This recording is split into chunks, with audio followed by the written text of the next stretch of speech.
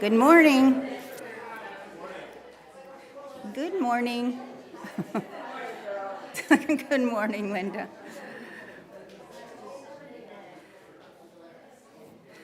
Good morning. Welcome to the UU Church of Las Cruces.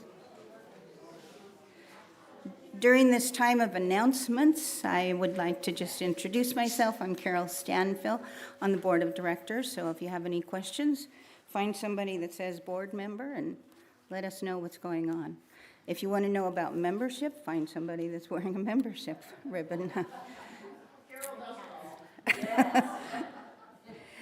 I want to remind you about the Thanksgiving Day dinner.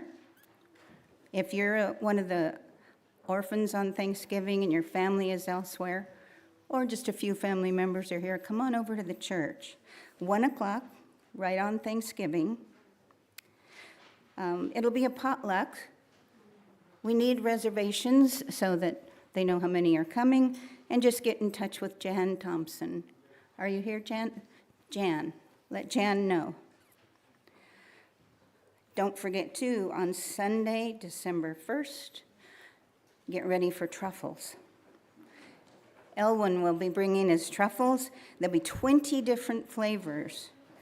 You'll want to buy several so that when you eat them at the beginning of December, you'll still have some for Christmas gifts.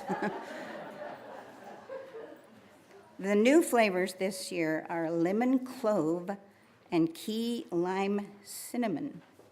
Sounds interesting. And the old favorite of orange ginger will be there. Our change for change, which is done every Sunday, where you put change in the offering plate, or you can write a check to Change for Change. And the money right now is going to Coats for Kids. I'll let you know, this is from Julie. Julie Woody, raise your hand. Where's Julie? Get in touch with Julie. Pink jacket there. Is Catherine here? No. Okay, you don't have to keep it a secret too much then. This is for Catherine, our choir director, our music director. As you know, our beloved music director is retiring at the end of the year, and we'll be putting together a book of remembrances with cards and notes from everyone that knew her.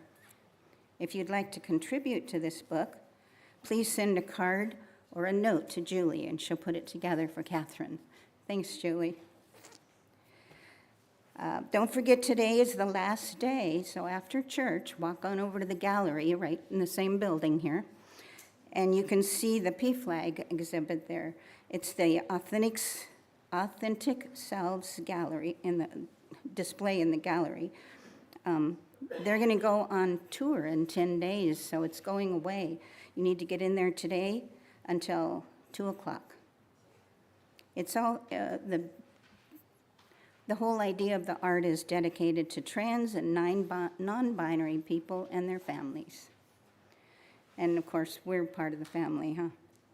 Dave Steele, did you have an announcement?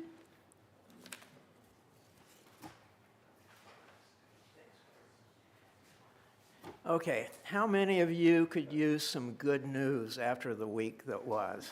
Oh, okay, all right.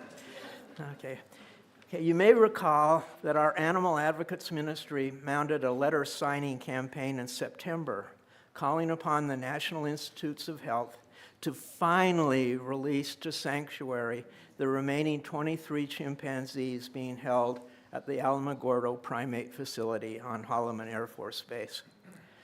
Over 100 of you signed that letter.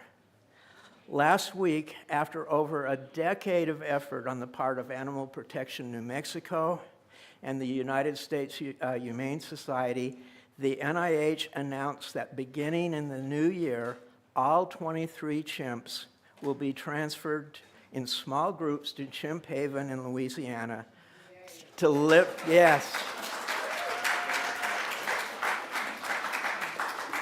to live out the time that they have remaining to them, uncaged in a natural setting where they will be free. I'm sorry, I get emotional. Where they will be free to be who and what they are. Bless you for your support.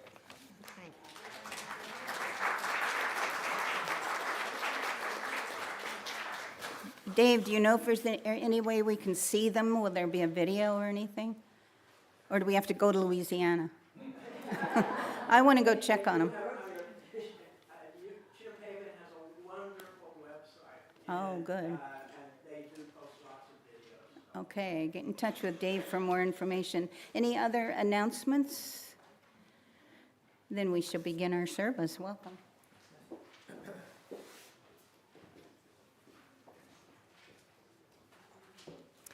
We are singing this morning a song that was written using artificial intelligence, courtesy of Dave Carlson.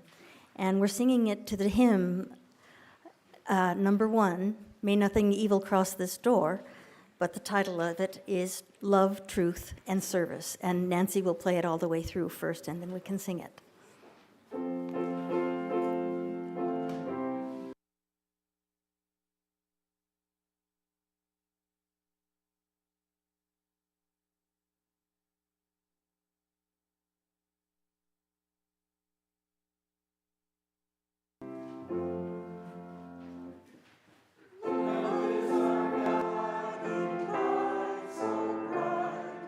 With every heart we share its might. In every action truth shall grow. Love we shall show. We journey forth to seek the truth. With open hearts we find our proof. Through every doubt our spirits rise, for truth our prize. Service brings us hope and grace. In every act we find our place. With open hearts we serve and share with love and care.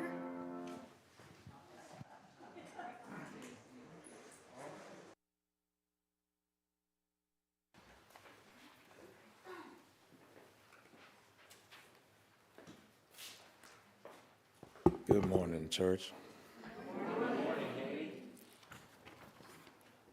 Well, you just identified me. We welcome those of you who are in the sanctuary this morning, especially the children, and those who are joining us by streaming technology. As the church has said, I'm Haney Pearson, your service associate today. Our service leader is a serious musician and quietly funny guy, David Carlson. All right. Our director of music is Catherine Massey, but today's music will be provided by the Carlsons, Nancy and David, plus Michelle Lang. Our director of religious education is Kelly Ingram, but Rabbit Loring is doing time for all ages today.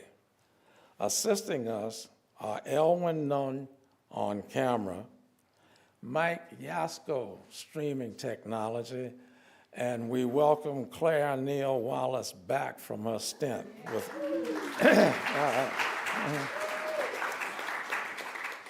the chalice table has been decorated and directed also by Diane Lee and Jillian Lang, and hospitality is offered today by the membership committee. Yes, and we're all delighted to be here today. If you are visiting us, we'd like to meet you. If you are in the sanctuary, please rise in body and or spirit to introduce yourself, and I will bring a microphone so those with my ears can hear you, and so can the people on streaming technology. We have any brave souls? All right.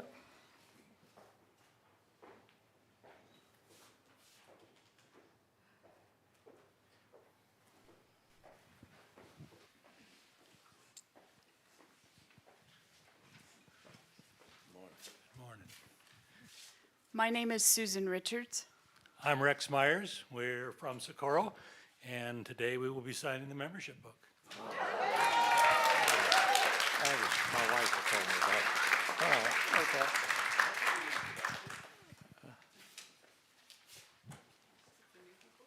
Yeah, okay. Hi, I'm Sarah Wiegand, and this is my daughter. Do you want to say your name? Magnolia. And this is our first time here.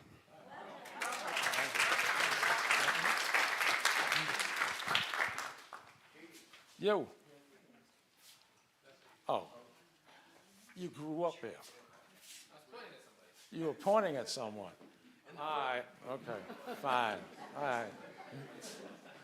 You're going to be new. He grew up in this church. My name is John, and this is my first time at a Unitarian church. This is very exciting, so nice to meet you all.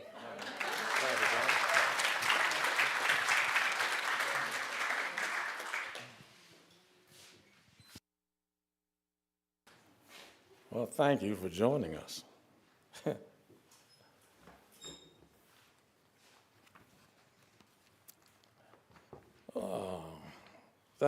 Do we have any visitors online? Nope. All right.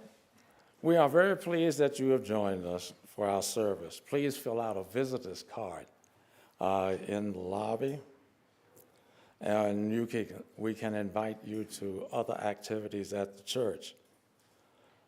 Unitarian Universalism has neither a creed nor dogma. We are a covenant-based church, meaning that we agree to live in relationship with each other according to the Unitarian Universalist principles and our congregation's covenant of respectful relations. We embrace diversity in all of its forms. Everyone is welcome. You can learn more about our church at our website, UUCLC.org. And please join us after the service for coffee and conversation inside or outside the religious education building down the breezeway.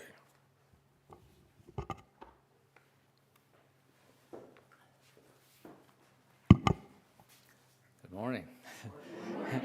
During the summer of '23, I spent it in Anchorage, Alaska, and read a number of nonfiction books from the public library, and a number of them are on AI.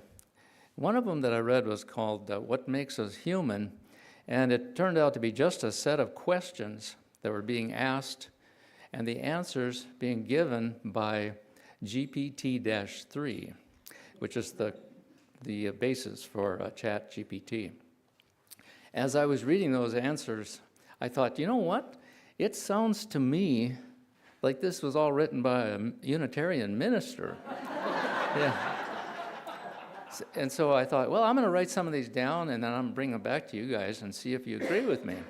So at the summer campout, I read a set of these questions and answers, and afterwards someone saying, hey, you got to present this to the whole church. And so here we are. A point of curiosity, how many of you have been using or are currently using ChatGPT? Okay, very good. This is an AI service, and the rest of you are going to be sort of becoming somewhat acquainted with ChatGPT. Most of the service is going to be generated by ChatGPT. Words to these first two congregational hymns were generated by asking for the first verse to emphasize love, the second verse to emphasize truth, and the third verse to emphasize service, which are our first three affirmative points. For the third hymn, we said we wanted the theme to be from our seventh principle. And now the chalice lighting statement, the children's story, the offertory intro, and the closing statement are all going to be generated directly from ChatGPT. During the homily, I'll present the information that I presented at the July campout, and then I'll answer I'm going to ask some additional questions to ChatGPT that were recently raised by the board of directors here. I read it just about 3 or 4 months ago. And then I'll add a few comments about AI.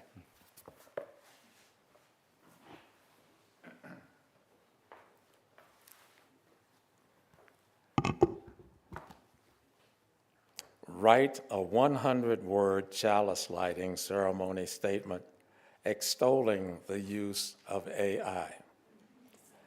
As we gather here today for this chalice lighting ceremony, let us illuminate our minds and hearts with the light of innovation and potential brought forth by artificial intelligence.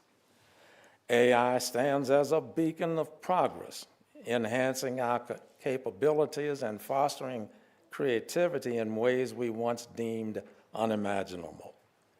It empowers us to solve complex problems, connect deeply with one another, and push the boundaries of human understanding.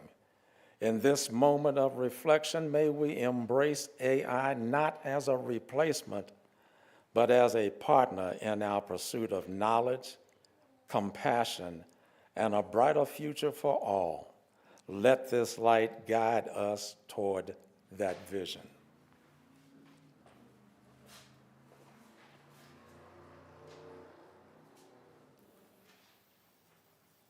I could light that, Chet.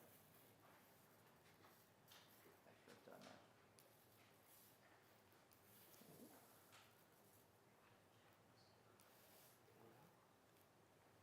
Flame on.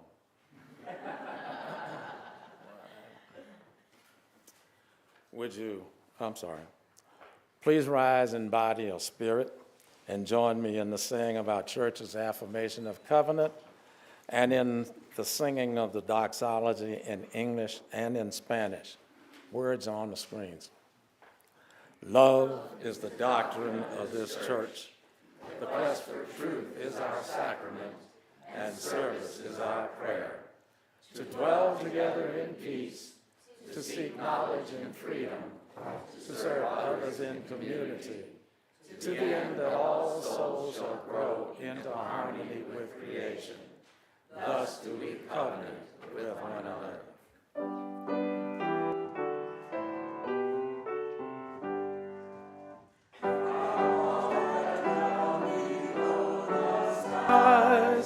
Let songs of hope and faith arise.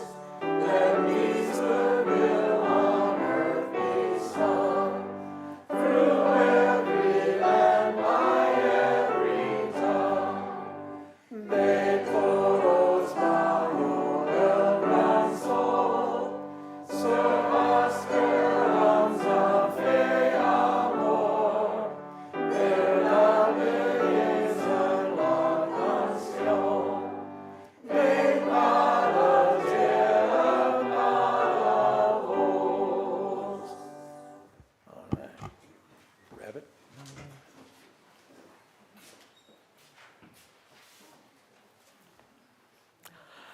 Good morning, church. I know I'm not Kelly, but that traditional greeting is always nice.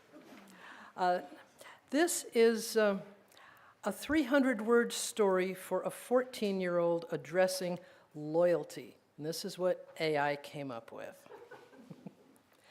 In the small town of Maplewood, a tight-knit group of friends spent their afternoons at the old oak tree in the park, carving their names in its sturdy trunk. Mia, Jake, and Sam had been best friends since kindergarten, sharing secrets, laughter, and dreams. One day, the trio heard about a local basketball tournament. The winner would earn not only a trophy, but also a chance to play against a team from a neighboring town. Excited for the challenge, they formed a team and practiced every day after school. But as the tournament approached, a new kid named Alex, known for his amazing skills, moved to town. Jake thought it would be great to ask Alex to join their team, convinced he would help them win. Mia and Sam were unsure. They didn't want to leave out their original squad. After some debate, they decided, reluctantly, to invite Alex. The next few weeks were intense. Alex was talented, but often called out Jake for his mistakes in front of everyone. Jake began to feel a sense of loyalty shifting, worried that his friends might side with Alex instead of him. On the day of the tournament, their first game started poorly. Just as the team was losing hope, Mia spoke up. We've come too far together to let one person change who we are as a team. Let's play with each other. Let's play for each other. Her words ignited a spark in each of them. They rallied together, focused on teamwork instead of individual talent. In the end, they didn't win the tournament, but they walked away with something more valuable: a deeper understanding of loyalty. They realized it wasn't about winning, but about the bonds they shared and sticking together no matter what.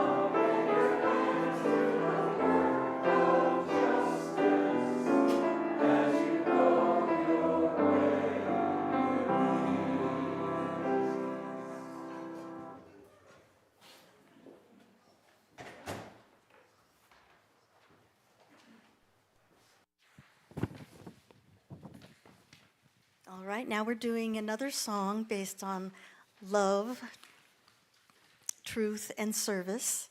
And this one will be sung to Be Thou My Vision, hymn number 20.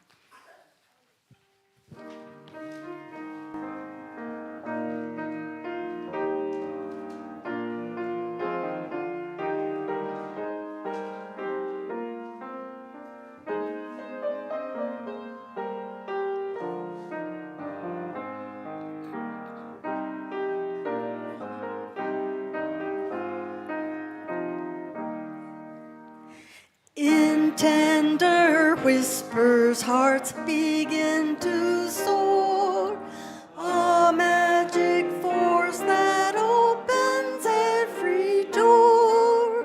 With love we grow, our spirits intertwine, a radiant light that makes the world align.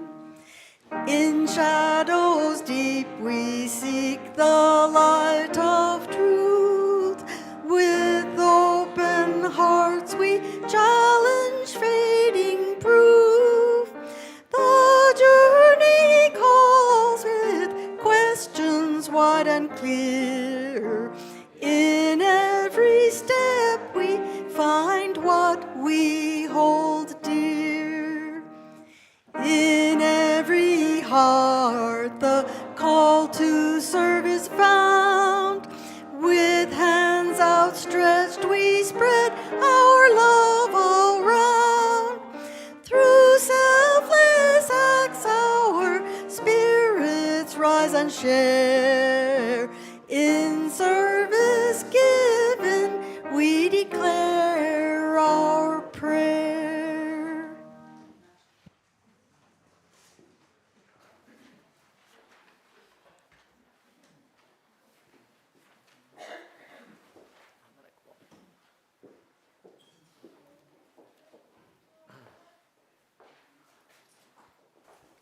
One of the ways we express our care for one another is through sharing joys and sorrows. Another way we do this is with our stone and water ceremony. We have all the basic elements of life gathered here in our sanctuary.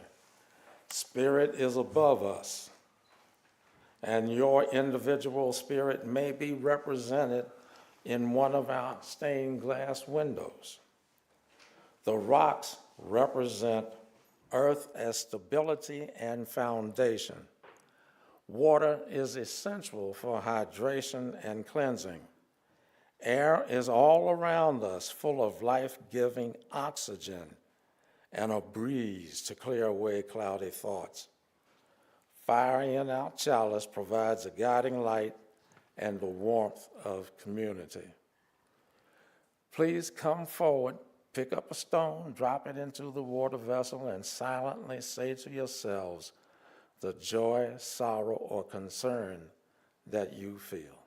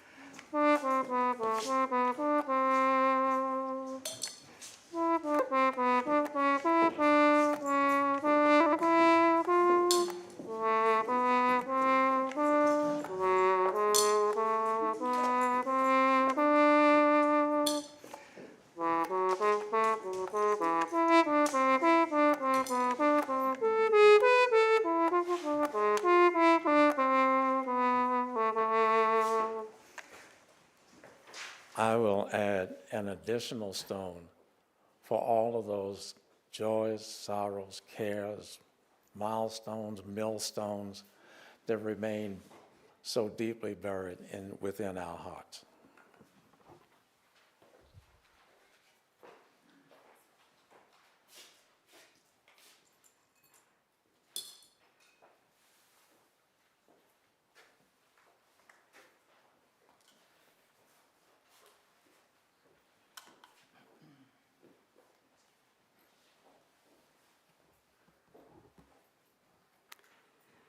Good morning. I'm Linda Rochella. I'm a member of your church board of trustees, and I know this week has been very difficult. Our faith in our neighbors and our fellow Americans might be shattered. We may be hurting and angry and afraid of what is to come. And yet this room is overflowing today, gathered together in what I hope we consider our sacred, our beloved community, and we are looking for solace and strength in each other. I know that I am. So what I need to say this morning is extra hard, okay? Last Monday, the day before the election, the board and the finance committee met to discuss the church's draft operating budget. And I'm here to say that the news is not good. The finance committee did what it could to include the hopes that were expressed in the conceded meetings this spring, the budget requests of the committees. The stewardship committee did what it could to motivate the financial pledges of the members and friends. The draft budget that we have thus far does contain money for a 3/4-time minister, a music director, and all of the other staff at the level we currently have, and some slight additions for programming for committees. However, attempting to include these items results in over a $30,000 deficit, and we would also be eliminating all contingency funds. The board and the finance committee concluded that this budget is barely sustainable for the coming year, and it is not sustainable beyond that. Our bylaws call us to pass a budget at our December congregational meeting, but we need to begin a discussion with the congregation about the hard decisions the board will need to make. We have scheduled a meeting in this room after the church today to begin that discussion, okay? Most important, in the minds of our boards, we need to consider whether our church will exist as basic survival or whether we can build a framework to thrive. If the annual pledge contributions do not significantly increase, we will be operating in an atmosphere of scarcity, and it is very possible that we may not be able to successfully recruit a minister. Or, can we reach deep? Can we look at what our beloved community means to us and decide that we want it to thrive? We need the congregation to step up significantly in financial giving if we want to have the type of church that we talked about in those Casita meetings this spring. We might not be able to achieve that in 1 year, but if we can begin now, if we can generate enough momentum now to have the short-term breathing room we need, we could perhaps do some longer-term planning to become strong and remain vibrant. I know that some of you, and perhaps many, are doing all that they can. But we also know, as Reverend Rod said the other week, UUs only contribute about 1% of their incomes to the church. So now is the time you need to think about what this beloved community means to you, to think about all the activities and bonds that are here. I hope that we can decide to thrive. I hope that we can be there to help each other and to help our larger community in these next years. Please attend this morning's meeting, ask questions, and become informed about the decisions that are facing the board and this congregation. Thank you.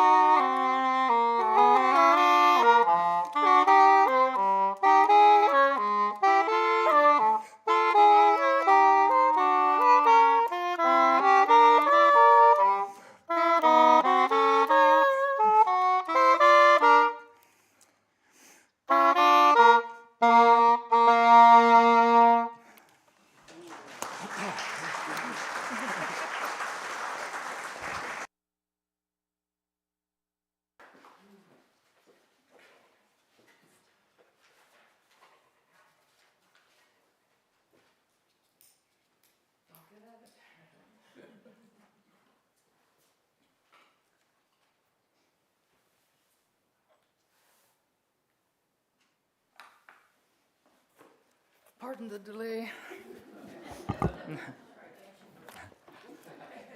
Okay, artificial intelligence, or AI, is said by many to be a misnomer.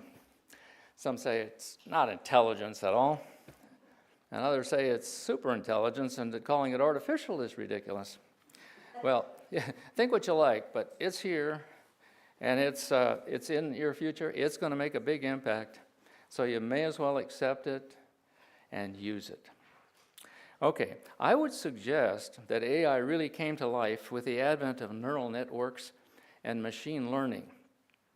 Designing computers similar to biological brains with multiple connected processors in layers, then letting the software do its own internal programming based on experience.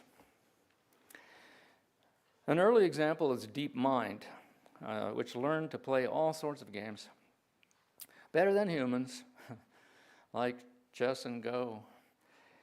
Given only the rules and the winning conditions, but no guidance at all on how to make good moves, I read that after only 4 hours of computer time playing chess within itself, it beat IBM's Deep Blue immediately by using a strategy that no one had ever tried before. In 2015, Sam Altman and Elon Musk decided that a private future for AI was just too dangerous. So they started OpenAI, a nonprofit, open source, democratized AI organization. So a supercomputer system was built in Des Moines, Iowa, by Microsoft, which ran for 34 days, training its largest software system ever designed, using millions of web pages and internet dialogue, Wikipedia, and tens of thousands of books to organize all the information and create maps of meaning for creative interactions. The resulting system was released in June of 2020 and given the name GPT-3. Now, there was a 1 and a 2, but they were not released. Being open source, every user was encouraged to give it feedback to make continual improvements. In 2 years, ChatGPT was offered to the public, free of charge. Now I'll read the questions and answers that came from the book that I mentioned and ask you this question. When you take the wisdom from people from all over the world, do you get a Unitarian Universalist? Now you can decide. Okay, here the questions and answers are. Is there a God? Love by its very nature is unconditional, infinite, and all-powerful, for it is God. What is prayer? Prayer is a dialogue between you and your heart. Do you pray for me? My prayer for you is that you will find peace within yourself and share this peace with others. What is the purpose of meditation? Meditation is the practice of understanding your mind without using it.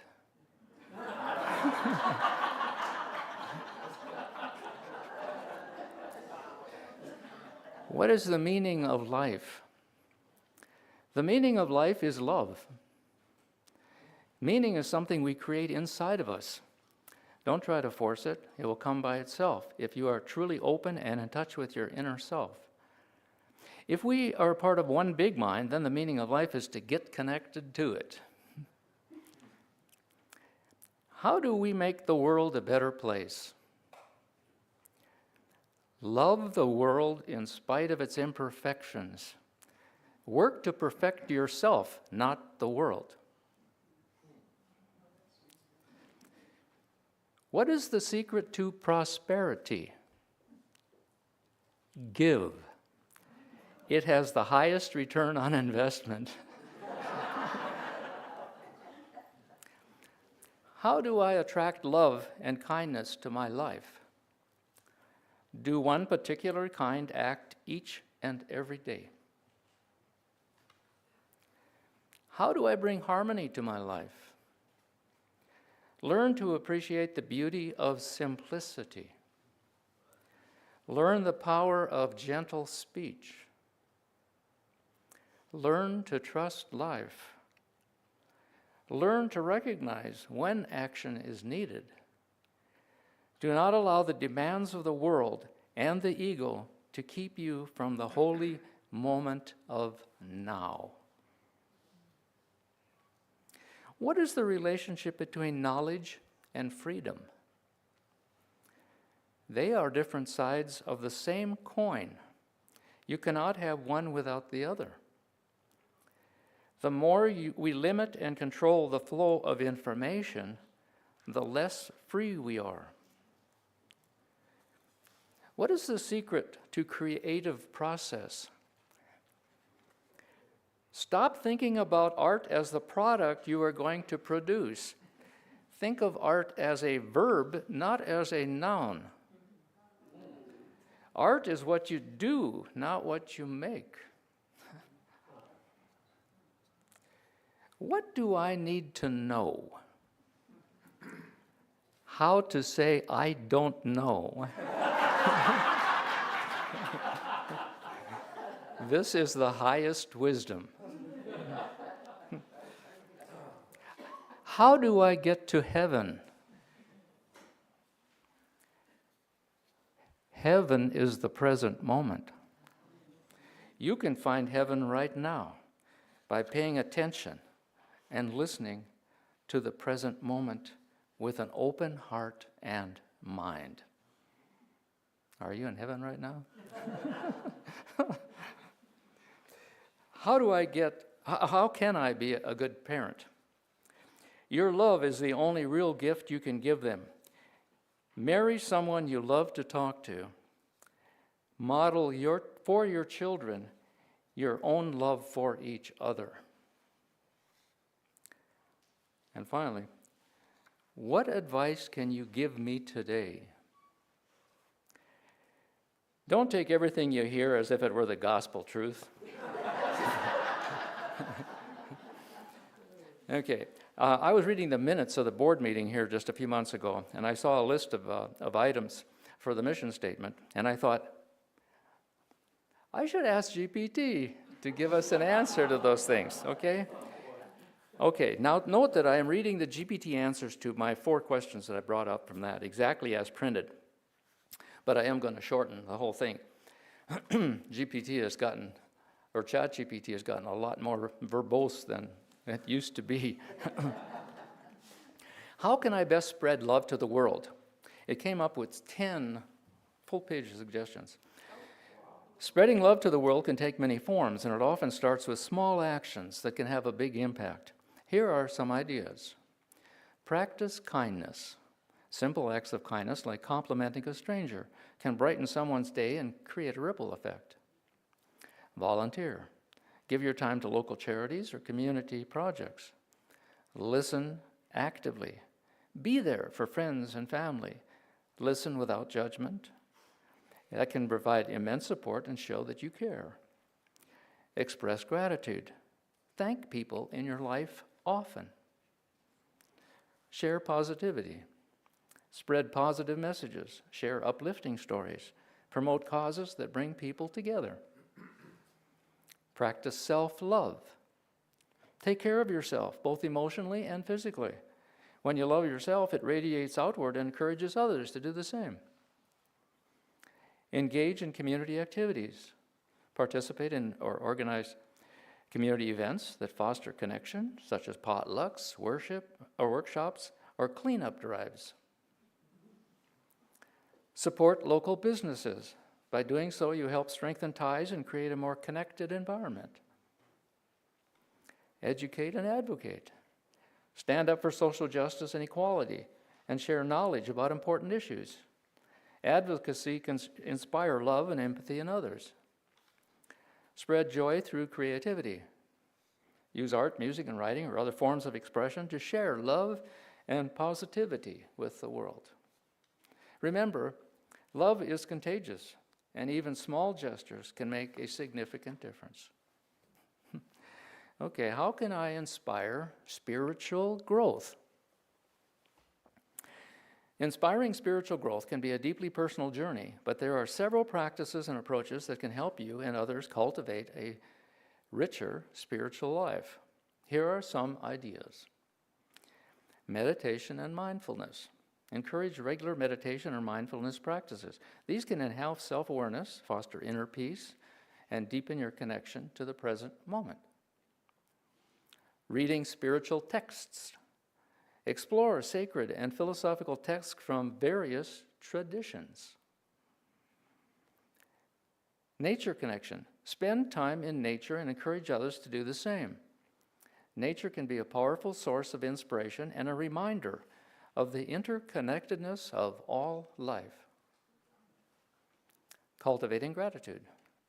Practice gratitude by keeping a journal or sharing moments of thankfulness, for this can foster a spiritual mindset. Engage in community. Join or create a group focused on spiritual exploration, discussion, or practice.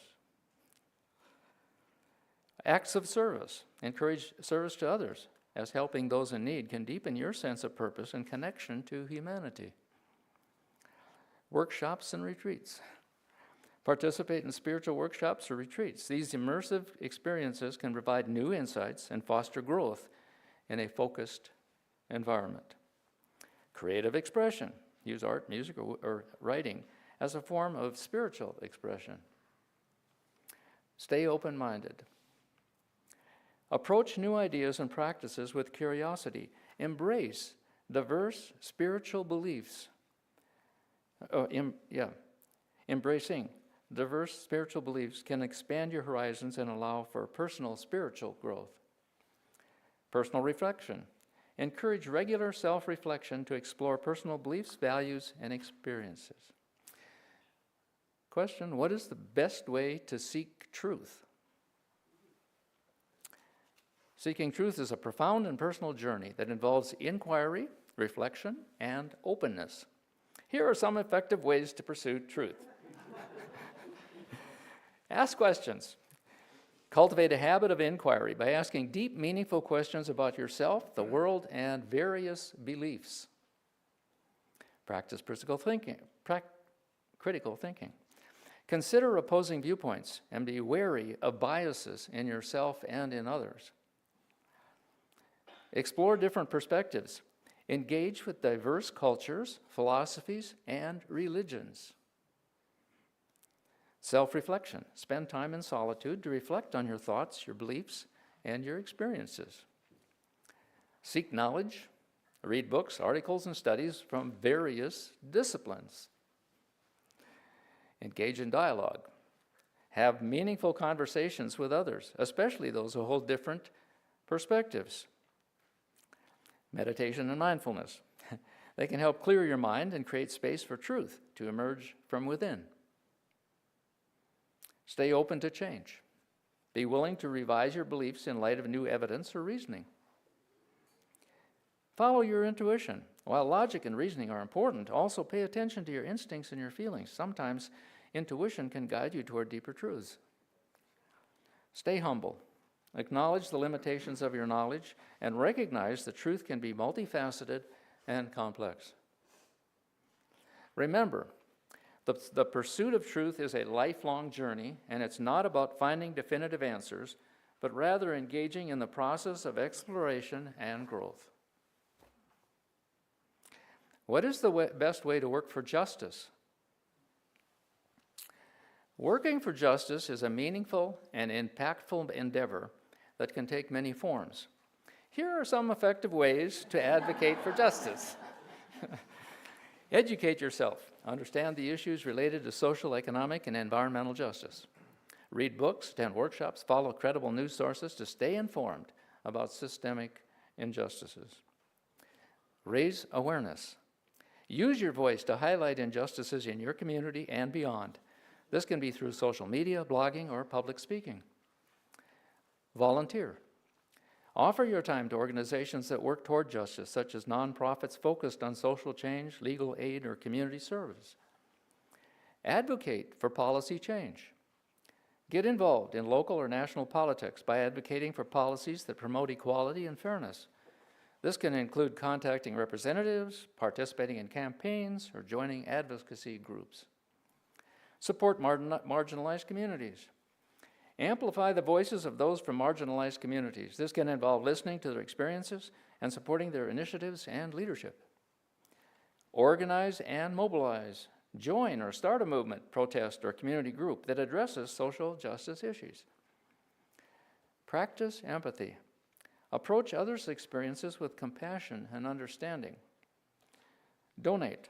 Support organizations that work toward justice through financial contributions. Implement change locally. Work within your community to address issues. This can include advocating for changes in local laws, supporting fair labor practices, or developing community programs. Commit to lifelong learning. Justice work is an ongoing process that requires continual learning and adaptations. Does it sound like a UNU minister all the way through? Well, just in case you haven't made up your mind yet, I asked a little, and you want a little more material, listen with this one. I asked ChatGPT to write a limerick for a Unitarian Universalist church. And here's what it said. At the UU Church, hearts unite with love and compassion as light. In community's grace, we all find our place, embracing each journey so bright. Yeah. Okay, after reading many books and articles on the future of AI, and I was talking to Kathy Cox, and I told her there was no consensus, main forecast run from heaven to hell. And she asked me, what had ChatGPT said about it? And I go, I hadn't asked. So, of course, I had to ask ChatGPT. I said, in 50 words, describe the future impact of AI on human life. The future impact of AI on human life promises increased efficiency, personalized experiences, and enhanced problem-solving capabilities. As AI transforms industries, it will augment creativity, streamline healthcare, and reshape education. While offering vast potential, it also raises ethical questions, necessitating thoughtful integration to ensure equitable benefits for all. That fairly well summarizes a lot of the books if I wanted to synthesize them down. In 50 words, it wasn't bad. Okay. The assumption being made, it seems to me, is that advances in AI will be accompanied by advances in robotic capabilities. Robots will soon be able to move faster and with more accuracy and precision than any human, able to make ever better robots without any of our help. These robots, using AI, will be able to understand all languages, including animal languages, can communicate with all other robots without the need to sleep or being distracted by anger, fear, lust, envy, and so on. The only thing they really require is lots of electricity. When robots can do everything for us, all we need is a generous basic monthly income for everyone, and then everyone can just work on self-actualization. May it be so?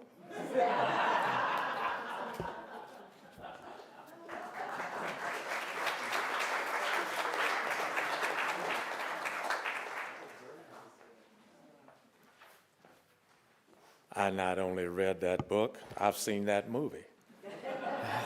All right.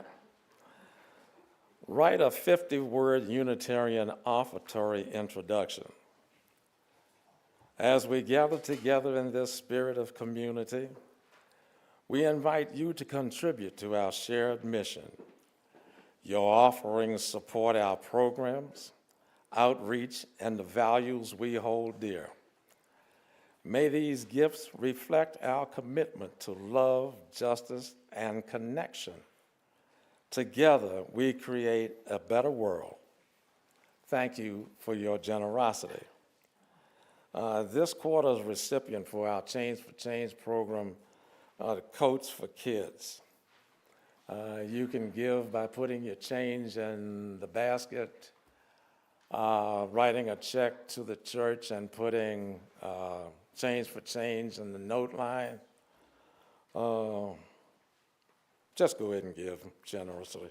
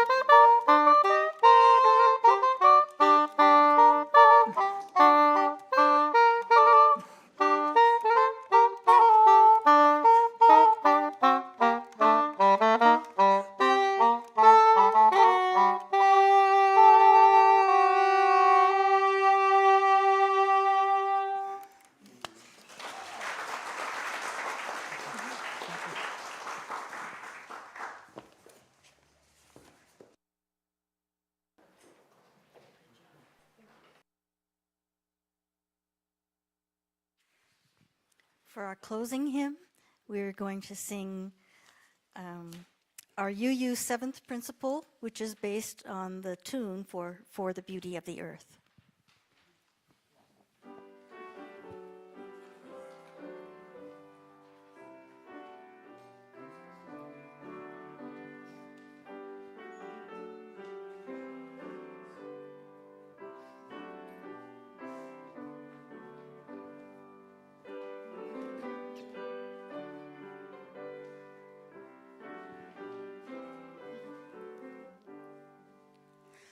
For the web that binds us all, in its threads we rise and fall.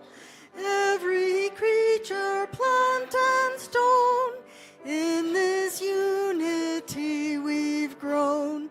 Let us cherish hand in hand all of life across the land. From the mountains to the seas, in the whispers of the trees, every heartbeat, every breath speaks of life and conquers death. With our voices let us sing, joy and justice we will bring. For the future's yet to bloom, in our care let hope consume. Respecting all both near and far, nature's blessings shine like stars. Together let us strive and be one with all humanity.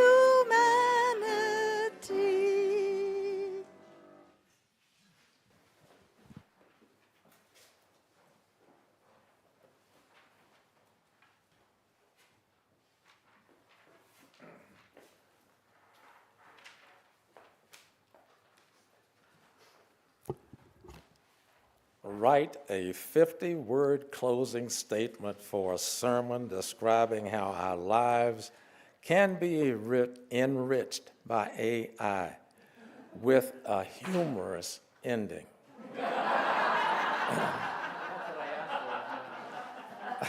All right. As we embrace the convenience and insights that AI offers, may our lives be enriched with knowledge, creativity, and connection. Remember, while AI can provide answers, it cannot brew your coffee or walk your dog.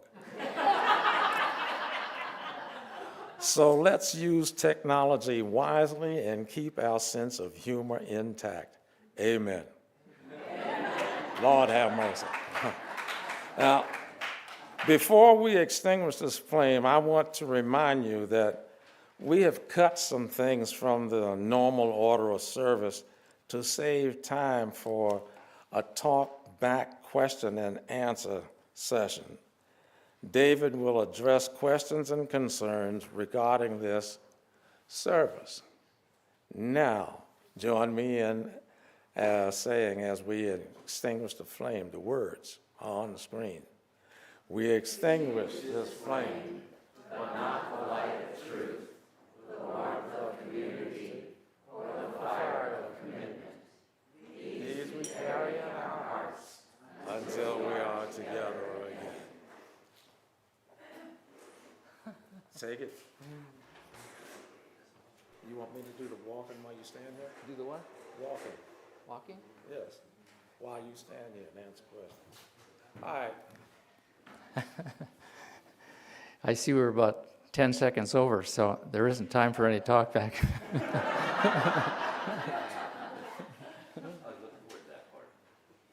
Go ahead, Mark. Are there questions?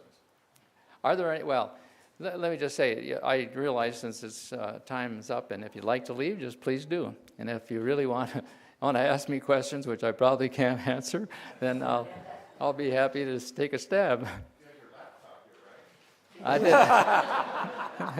No. Don't forget to look behind you.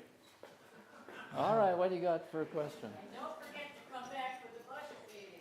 Yes. 11:30 meeting, yes. I always have questions.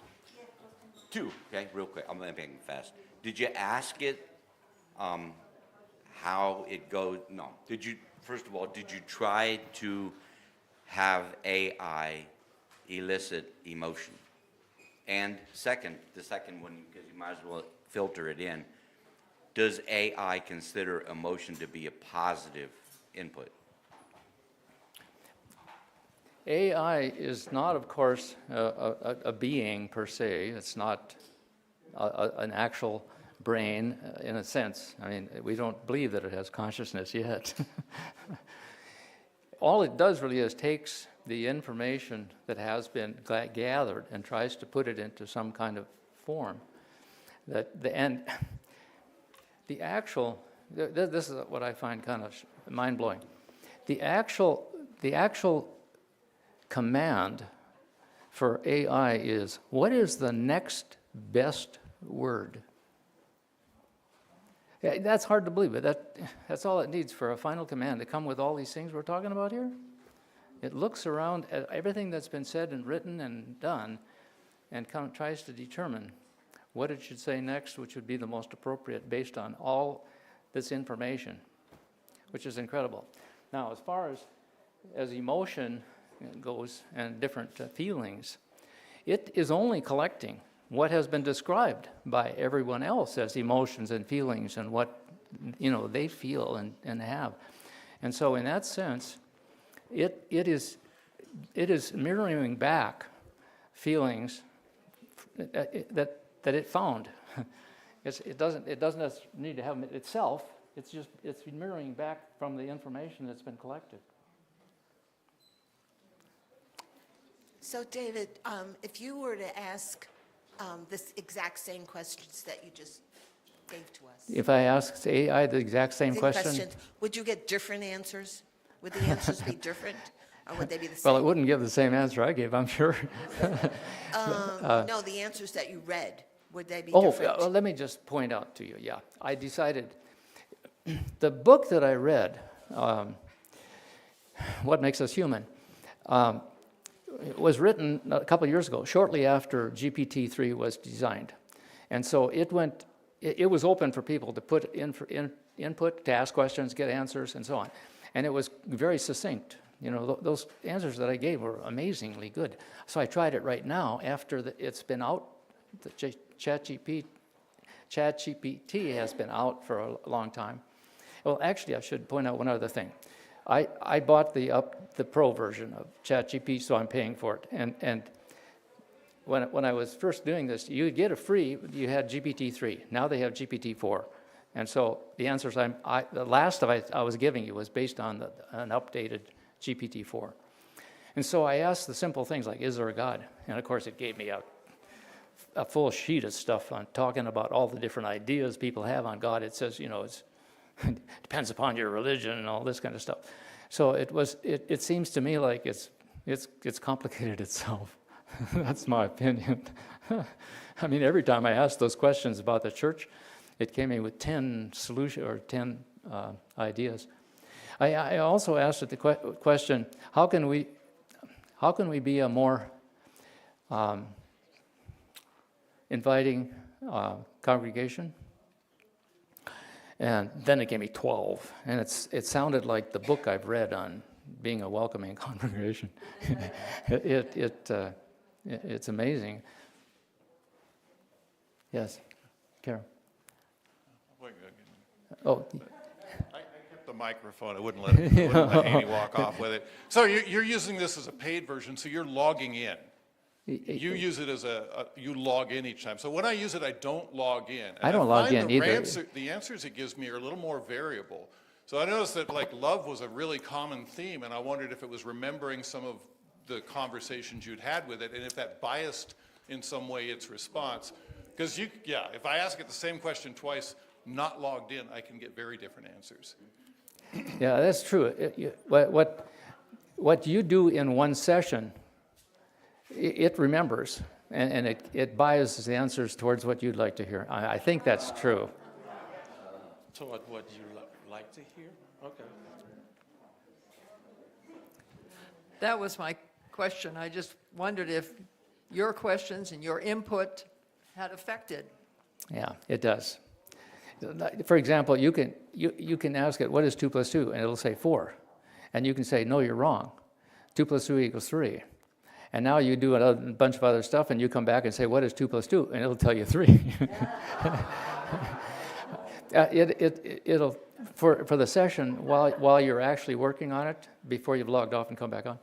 Yeah, it remembers whatever you've said, and so it's not going to try to make you mad or something. Any other questions? Yeah. Okay.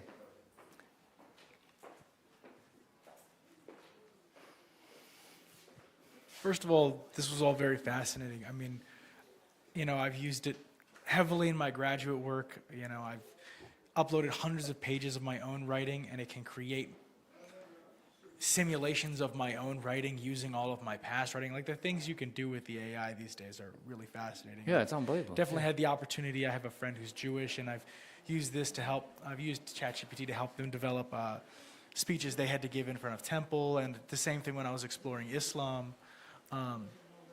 I guess my question would be, have you experimented or thought about using it in terms of asking it to take certain theological perspectives? I found that to be some of the most fascinating uses in terms of its ability to discuss theology, is asking it to devil's argue with you from a certain theological perspective. I found a lot of success in that. I was just curious if you'd given it a shot. Yeah, I have not actually done that much. Now, I asked it to write me a 30-measure interlude that I could use for the pebbles and water deal with my little horn. I said, write me these 30 measures in the style of Bach, key of C. And it came back and it said, I'm sorry, I can't write notation. But let me tell you what you should do if you want to write it down. And it went through each of well, it did everything by three measures. And it told you, it said, start with an arpeggio going upward, the key of C, and then give it a little theme for the next three measures, then do an arpeggio down in A minor, and that, yeah, I mean, if you did exactly what it said, you would have something that sounded something like Bach. That was Bach that I played there, jazz Bach, and so it's incredibly powerful, but it can't do everything. Yeah.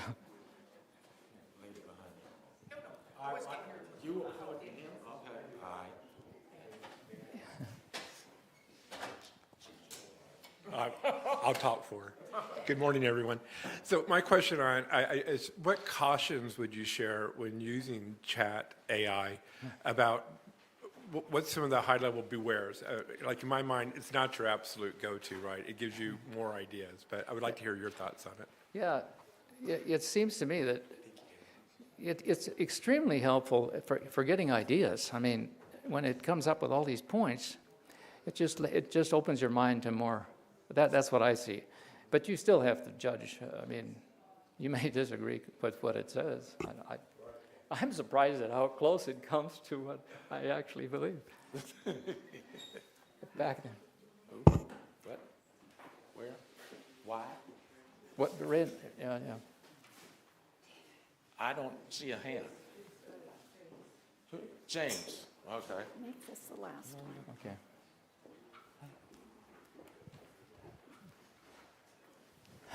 So if there's going to be robots, can I send my robot to church to listen to the sermon generated by AI?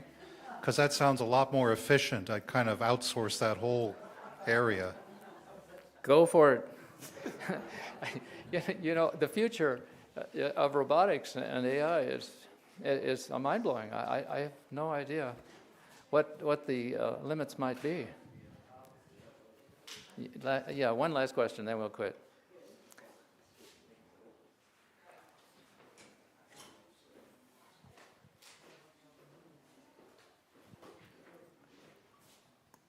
My question is, if everyone is using AI, will everybody's brain just go to mush because we're not thinking for ourselves anymore?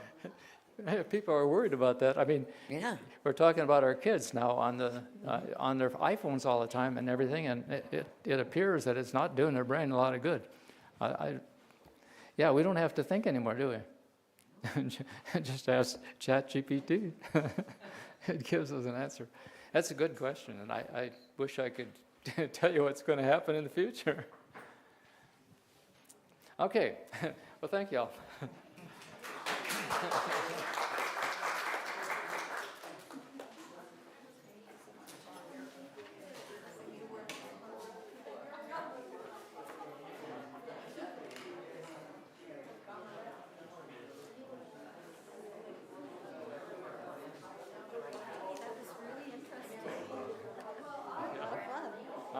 It was interesting and a lot of fun.